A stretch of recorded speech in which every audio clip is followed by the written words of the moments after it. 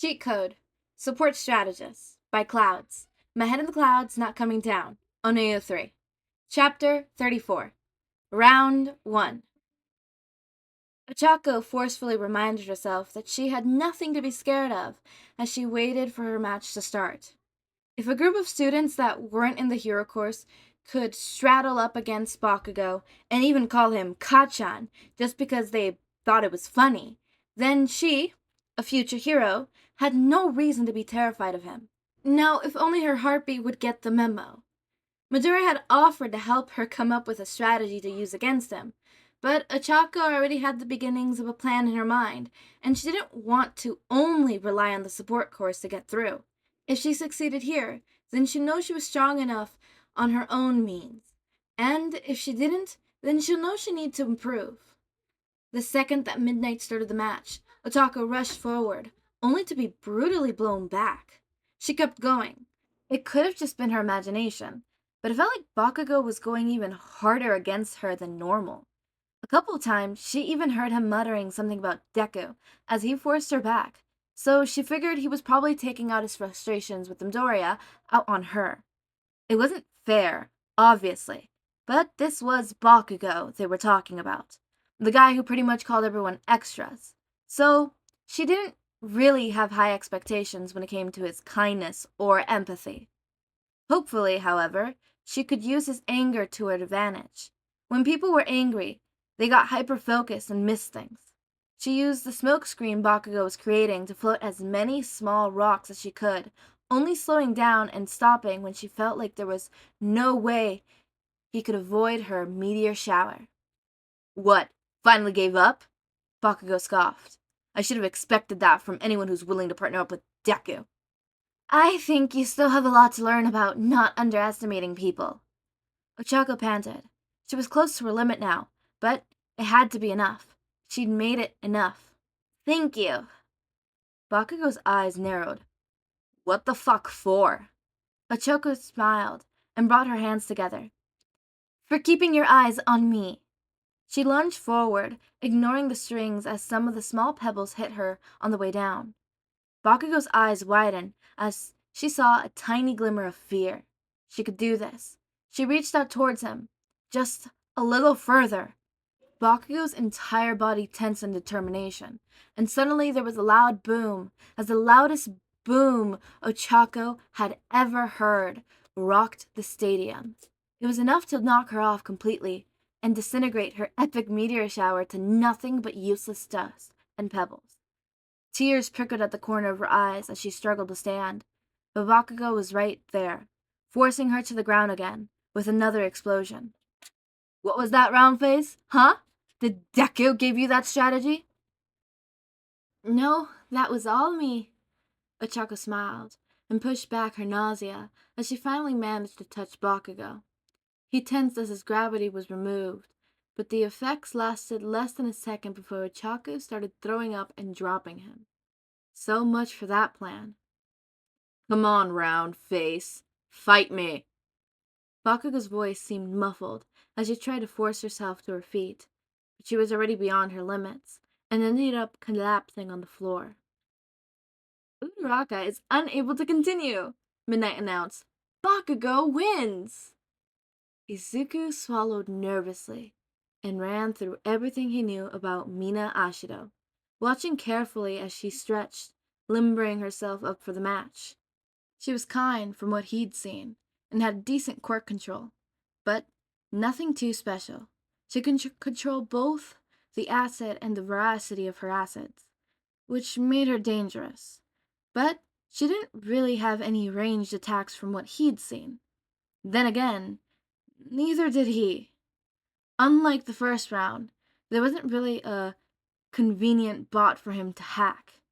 He could take control of the security system, maybe, but that would be risky, because that would take time and would leave him open to attack. His best bet for now was to keep her at a distance and then figure out something as he went along. That was also assuming he even wanted to win this round to begin with, which he still hadn't decided. "Begin!" Ashido immediately started skating towards him on her acid. Honestly, I feel kind of bad for beating you. Bakuro said you were quirkless, so this is kind of a bad matchup for you, huh? Izuku couldn't help but feeling annoyed as he ran away. Every matchup's a bad matchup for me. That doesn't mean I should just give up. Oh, yeah, more power to you. Ashita laughed. But you're still gonna lose.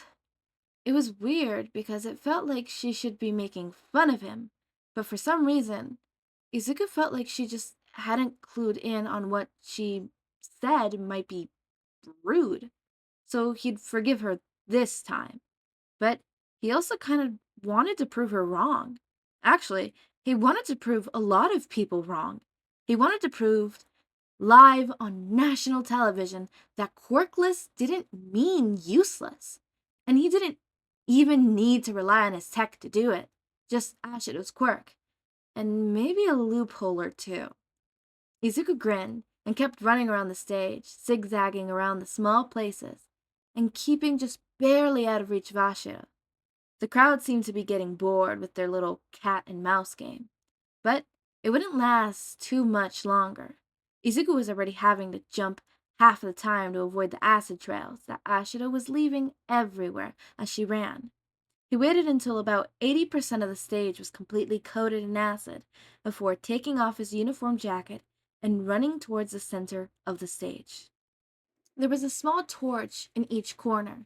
They were mostly for decoration, and Izuku honestly wasn't completely sure if they would count as out of bound, but he didn't technically have to cross the line to reach them, so he was willing to risk it. He crumpled his shirt into a ball and shoved it into the flames until it caught, then ignored the gas and screams of the crowds as he threw the now burning shirt onto the ground, smirking as the acid on the ground caught fire and the flames started to race towards her. Her eyes widened, and she immediately jumped off her acid trail. But there was only a few many places she could go. Unlike Izuku, she hadn't been paying attention to what areas on the fields were free of acid, so while she was busy trying to find a safe place to put her feet, he was able to pick his way out from around the flames and give her one final push over the line. Ashido Mina is out of bounds, Midnight yelled. Izuku Midoriya wins. Now, both of you get off of the field before you get hurt. Did they seriously just knock each other out? Mike asked. Well, I guess that's what you get when you are evenly matched, huh? Kirishima versus Tetsu Tetsu will be decided via a tiebreaker once they finally wake up. Sue cracked his neck and grimaced as Midnight announced the beginning of the match. This is kind of a bad matchup for you, huh? I mean, it could be worse. Like, can you imagine if Todoroki had made it to this round? But, still, you ever tried, vacuuming up a piece of string? This is gonna be like that. Chirubaka shrugged and started rolling his fingers experimentally. I guess you might be right, but what kind of hero would I be if I let a little bad thing like a quirk matchup keep me from fighting? Thero shook his head and shot tape from both of his elbows. As he expected, the tape immediately started wrapping around his arms. It wouldn't be long before he wouldn't be able to rotate at all, and Sero could win. To his surprise, however, Karibaki suddenly started rotating faster than he was producing tape. Before Sero could even speed up to comprehend or cut off his tape, Kiribati had used his tape to pull them together, and Sero's eyes widened as Kiribati's head started to spin. One devastating headbutt later, Kiribati was grimacing as he tried to free his arms from the tape. Sero is KO'd! Kiribati wins! Are you sure you don't want to use any of my babies? Hatsume asked innocently. Just to level the playing field, you know? Monoma scoffed. Are you implying that I can't beat you on my own mirror? Class 1B is superior. We don't need to rely on any charity from other courses to prove our abilities. Unlike some classes. Are you forgetting that it was my team that came in first during the cavalry battle? At least it didn't provide opportunities for Class 1A bastards to steal our points. We just wanted everything to be fair. May jumped up and down in excitement as she made a final mental inventory of her babies. Taking away that many points and not giving anyone a chance to recover would have been rude. The best don't have the time to worry about opinions of others. Monoma rolled his eyes. You may as well give up now. Your babies aren't going to stand a chance against 3 quirks. May pretended to think about it for a moment. Nah, I still haven't gotten what I came for. And what's that? Monoma sneered. May grimaced madly as Midnight told them to start. The spotlight! Monoma huffed haftily, rapidly growing his hand 10 times its size and reaching towards her. The spotlight goes to those that deserve it. May tapped the mic that Izuku had programmed for her and smiled when she heard the sound echoing through the stadium speakers. Hello, ladies and gentlemen. I'm May Hatsume, the future CEO of Hatsume's Industry, and I'd like to introduce to you my babies. What? Mike's voice echoed over the speakers as well. How is she doing that? My best guess is that Midoriya helped her hack into our speaker system. Aizawa sounded amused. Problem, children. This first invention is one of my personal favorites, May announced, eyes zooming into one of the booths where the support companies were watching with interest. It's a multi-purpose capture net that can take care of even the most troublesome quirks. She shot the net towards Monoma, who might have been able to dodge if the extra weight of his larger hands hadn't thrown him off. He growled as the net wrapped around him, but his eyes shone with anger and determination as his hands shook, and vines started growing from his head and reaching between the holes of the net. As my lovely assistant is demonstrating, nets aren't the best fit for every quirk heroes encounter. That's why each of my capture nets is controlled by magnets. She pressed a button and the net fell apart. One button controls for easy capture and release. I'm not your assistant. Monoma's face turned bright red, and he untangled his vines from the refrain of her neck and shot towards her. Stop toying with me. May simply kept smiling and pressed another button. Legs shot out from a backpack and effortlessly held her dodge. My universal trip pod senses and responds to the threat in an environment and a multiple directional control, meaning that nifty inventors will help you dodge and weave no matter where your opponent attacks are coming from. Stop monologuing and fight me already, Monoma yelled. Do you think support is better than 1A? Is that it? Sometimes, however, you need a little more firepower. May ignored Monoma's protest as she grabbed another invention from her belt. And what better for firepower than a flamethrower? Perfect for combating plan-based quirks, or really any quirk that might be flammable. Monoma panicked as the vines caught fire, but he detached them quickly enough that the flames didn't manage to burn him. May was both curious and excited as she wondered what quirk he might use next. Since Izuku said he could copy 3 quirks. He also said that his quirk would limit the fight to about 5 minutes, since after that he'd basically be fighting Quirkless, and it wouldn't be nearly as entertaining, so she had to be efficient and show all the inventions she wanted to before his quirk ran out. May glanced up to the support booth again and smiled triumphantly. They were eating this up. Fine, you want to play dirty? Monoma scowled at her. Let's see how you handle this. The ground beneath her started to turn to mush, but May simply activated her hover boots and her jetpack. I recommend using these 2 inventions in tanium, but they're both amazing on their own as well. When it's too dangerous to be on the ground, why limit yourself to obeying gravity? Monoma grated his teeth together and reactivated the quirk that made his hands larger as he attempted to swat her out of the air. She responded by shooting him with a portable taser. The fight went on like that for a few minutes, and May was careful to respond to each new threat with a different baby, so that the support company would be able to see the full variety of her arsenal. Monoma kept trying to get more and more angry until he stopped being able to call on quirks he copied, and his shoulders slumped. May finished showing off one of her inventions, then bowed. Thank you, everyone. Just remember that it's May Hatsume, future CEO of Hatsume's Industries. She dusted off her hands and stepped over the line with a sigh. Pleasure doing business with you. Midnight sounded like she was holding back laughter as she announced the match. Hatsume is out of bounds. Monoma wins.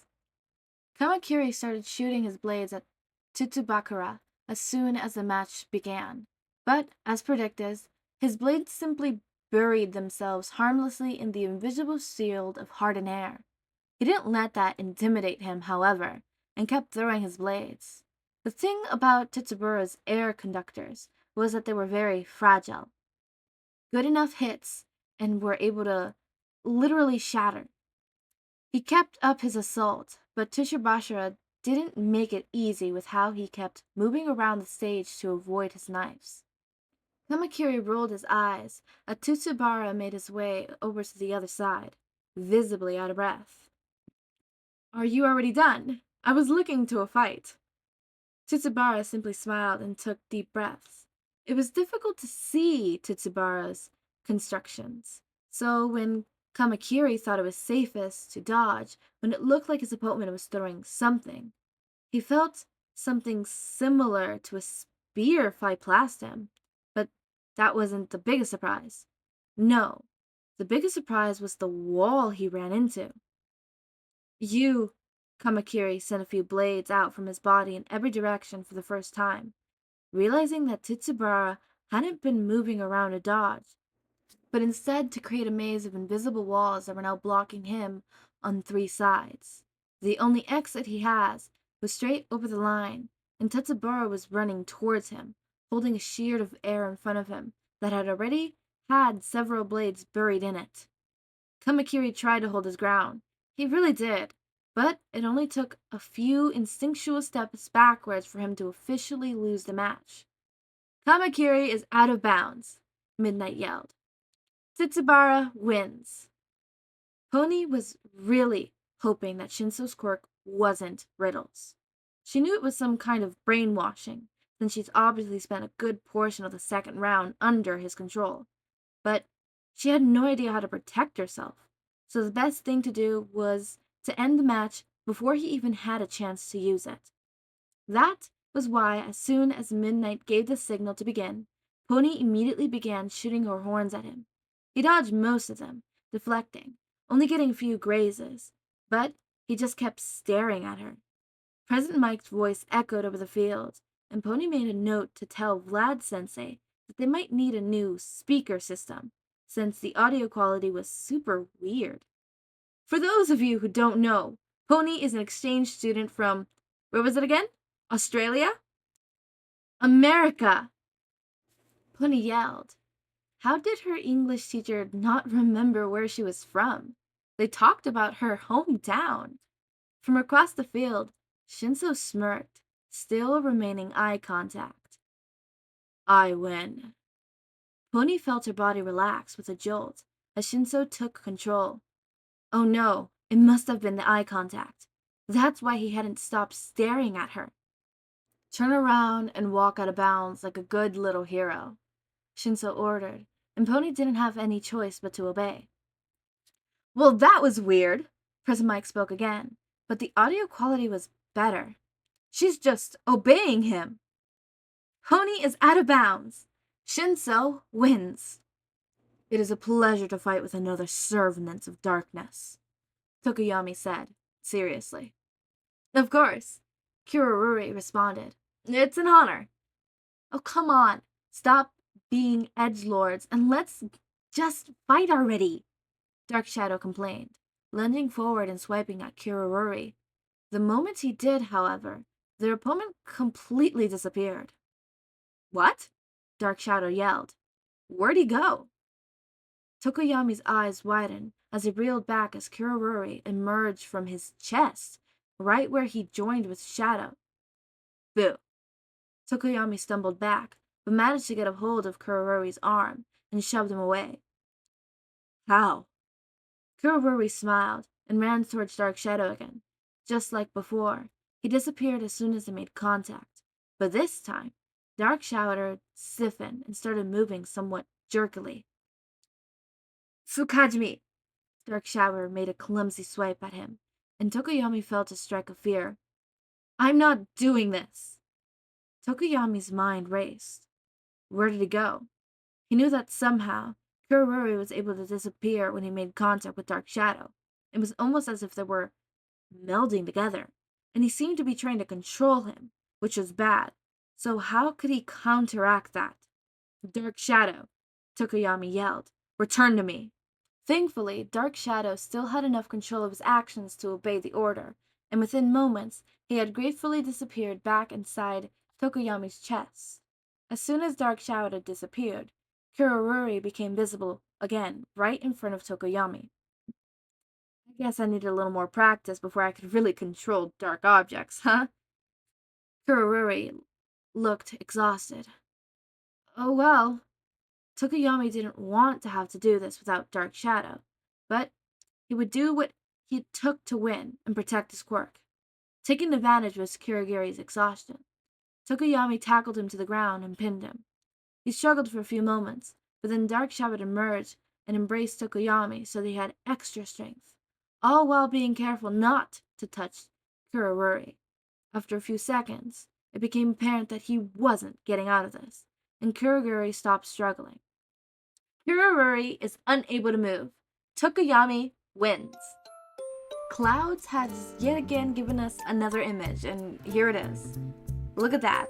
So I take it we're gonna get more images like that until it's the last person. I'm just gonna say it now. I believe that Shinso is gonna win first place. Why do I believe that? My logic and my reasoning? Because I said so. Because I said so, period. There's only one note I really want to touch upon, and it is how May's whole showcase went down here versus in the anime. I feel like it was better touched here. I feel like here, it's like so May. it's a whole lot better. I love it a lot more. It was more bubbly, I guess. I don't know how to explain it. It was just more, it was more showy, it was more grabbing of the attention. The hacking the speakers kind of thing, like all of that was just amazing. I loved it. I was laughing. I wished it was in the show. So yeah, as always, make sure to eat, sleep, drink water, take your meds, have a wonderful day or night. Join our community Discord server, link is in the description. Subscribe to see more of my content, and thank you so much for watching.